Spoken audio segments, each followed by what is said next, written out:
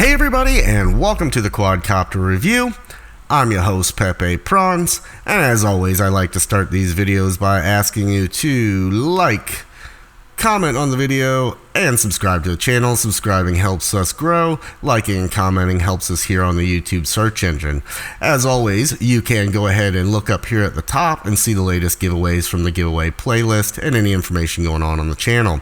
Now today we're going to be going ahead and taking a look at the Spedix Rex 80. Now as you can see, it comes in a pretty bland box, completely unopened right here, so you'll see what I see when we get this open as if you just bought it yourself. But as you can see, not a lot going on here in the box, so I kind of expect not a lot going on in the box. Now I got this from Heli Nation.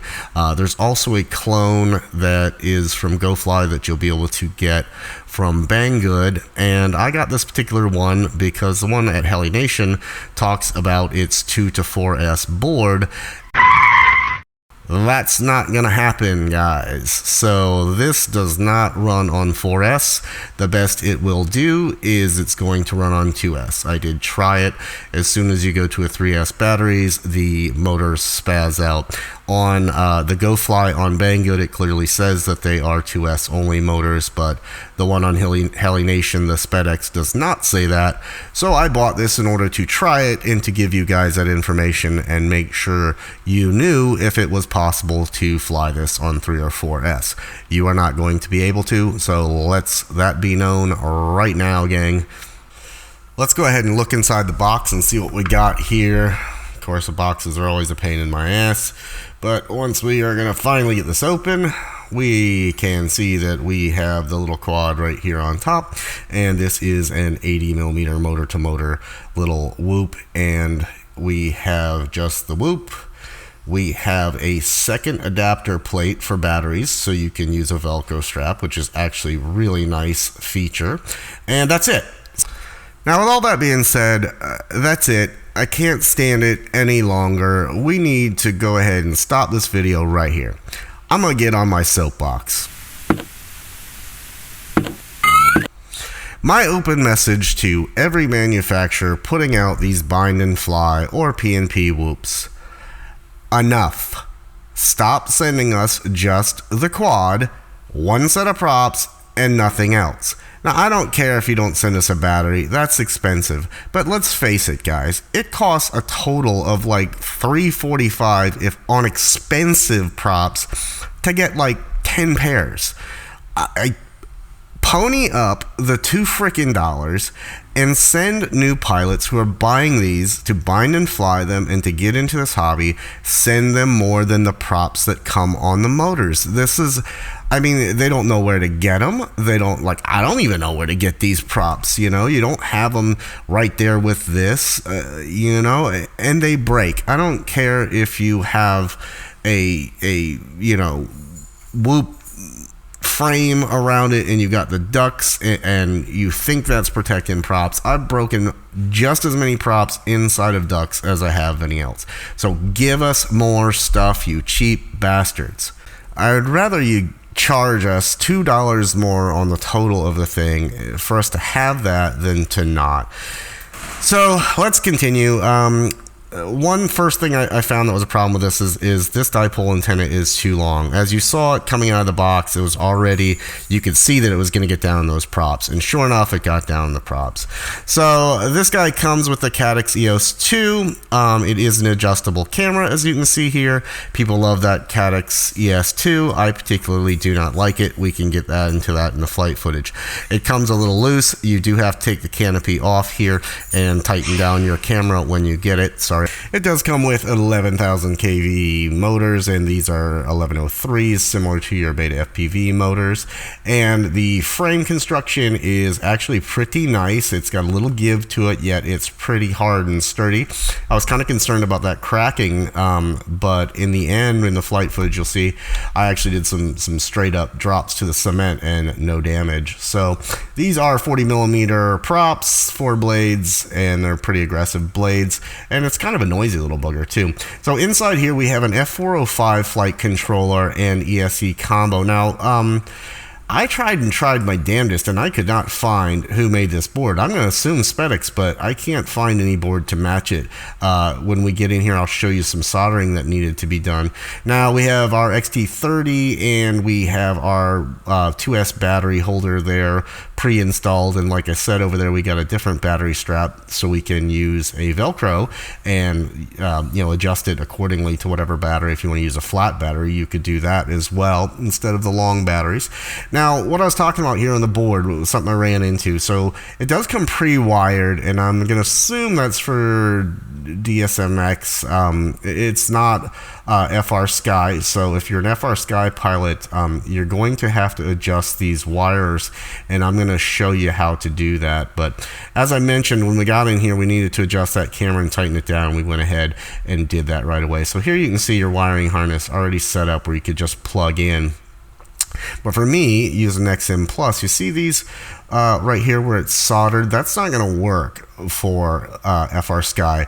That's on RX1 up there, and RX1 is not set up to be S-Bus. Actually, after 3 hours and no documentation, I figured out that actually RX6 is set up for S-Bus. So we're going to have to move these wires around because currently it's soldered to 3 volt, RX1 and ground. So let's get under the magnifying glass here and show you what in the end needed to be done. So let's let this guy get into focus here. Okay. So as you can see, I moved the power from 3 volt to 5 volt, which is next to ground. And you can actually see the solder that was still on 3 volt there. And also I had to go ahead and move it from RX1, as I mentioned, over to RX6. So right there you can see it was on 3 volt. Right there is where I moved it to 5. So you're gonna have to do that. And right there is RX1. Okay, and that's going to have to be moved because that is not a S-Bus port, and at least not on mine. So if you guys buy one of these and find something different, you go ahead and let me know. But what you got to do is you're going to have to move that guy right there over to the pad right next to the power, and that one there is going to be your S-Bus port. And make sure when you set it up in Betaflight that you go ahead and set that port up as your serial RX. So you go into the ports and you set that one right there, you solder to that guy, and you set that as your serial RX, and then you will finally have sticks. And once again, manufacturers, for the love of God, make sure you have a manual prepared when you're selling stuff. I don't care if you don't put it in the box, but Jesus, tell us where to find it. I seriously wasted hours trying to figure out. I thought, because I was recycling this particular receiver here, I thought, well, maybe the receiver had burnt out. So, this and that. And no, you just didn't tell us anything. So, okay, so we're going to fly this guy on 300, 350, and 450 2S. As I mentioned, I was going to try this 3S here, and I even bought some 4S batteries for some other upcoming whoops that I thought, we'd go ahead and give this a try. But I put the 3S on there, motors trip out, and it just goes to the ground. Thank God it didn't catch on fire, so I didn't lose the quad. But now it's time for the fun part. Time for flying this little quadcopter and seeing what it can do. Now, I went ahead and just dropped out the footage of the 300 and the 350 milliamp hour batteries because they're not going to work. Don't bother. Basically, I got 2 minutes and 2 minutes 30 on those batteries, and that's really not the kind of flight times you're going to want. But on this 450 milliamp hour battery, I end up getting about 4 minutes plus on it, and I think that's the route you want to go.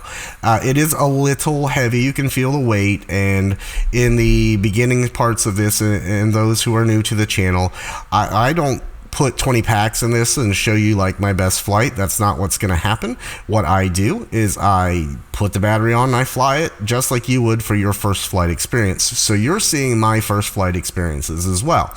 So things like crashing in the middle of the street, you're going to see on my videos because I'm a normal pilot and I crash. So again, the 450, you're going to feel that weight. I felt the weight in the beginning. The longer this flight went on, the less you could feel the weight, the more you adapted to it. So 450 is the route to go. as I did on this, and you'll get some nice long flight times out of it.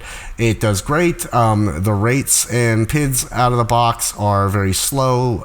I could tell somebody had been in there, but they didn't set any PIDs or rates. They had been in some other places, so you could tell they had actually been in there versus out of the box Betaflight, but they didn't set anything for us. So I'll change this obviously to my rates and such, and it'll fly a lot better for me, once again, because I need a quicker roll rate in order to finish flips the way I want to. Right now you'll see every flip I make I come up a little bit short, and here you can see I'm still getting used to the weight of the battery. It did fly a little bit quicker on the smaller batteries, obviously without that weight, but the flight time just wasn't worth it. Now let's talk about this Caddx EOS 2. Everybody seems to love them, and as you can see, it's all bright and shiny and all that good stuff, but I find them to be blown out, and the color sensor, the light sensor, constantly puts the thing as pink, and I just don't like them. I'm a CCD fan. I like CCD cameras, like 800 TVL cameras for me are perfect. I don't really give a shit if it's trying to light sense and change. That doesn't do me any good when I'm trying to film for you and you get all this pink and stuff. But like I said, a lot of people love them, and that's cool and good for you, but not my bag, if you will. So really nice quad. Again, very durable. If you're looking for durable, man, I smashed the crap out of this thing and did nothing to it. It took a beating and didn't even budge as far as that goes. So that was a very big positive. And interesting enough, that canopy is more of a rubber material. It's not a hard plastic, and it can take a hell of a lot of damage too. This is another one of your sub $100 quads, so it's in there with a lot of those that have come out now. And to me right now, the market's just getting flooded with these. I don't even know if you guys have an interest anymore in them, because there's been so many of them that come out, and look at here, it flies on 2S, and you know, whatever. I think at this point, all we really care about is durability, and this is very durable, and components, and this has some really good components in it, and I like the way it was put together, and it's easy to work on. Besides that manual, I gotta fix that. So anyways, guys, here we go into the tree, and that'll be the end of my flight. And as you can see, we got 4 minutes 12 seconds in there, and I'm gonna go get my stick to get this out of the tree. But don't forget to like, comment, subscribe, share this on your social networks, and as always, happy flying, gang. Hey guys, thanks for stopping by and checking out the Quadcopter review. If you want to see more interesting reviews on FPV related stuff, take a look up here in the old right corner right there. You'll find links to all the rest of my reviews. If you want to get in on some of the best giveaways on YouTube, look over here. Don't forget to subscribe right here on my chin. And if you want to check out my flying only videos separated from the review channel, check that out right here. Thanks for coming. Don't forget to subscribe, and happy flying.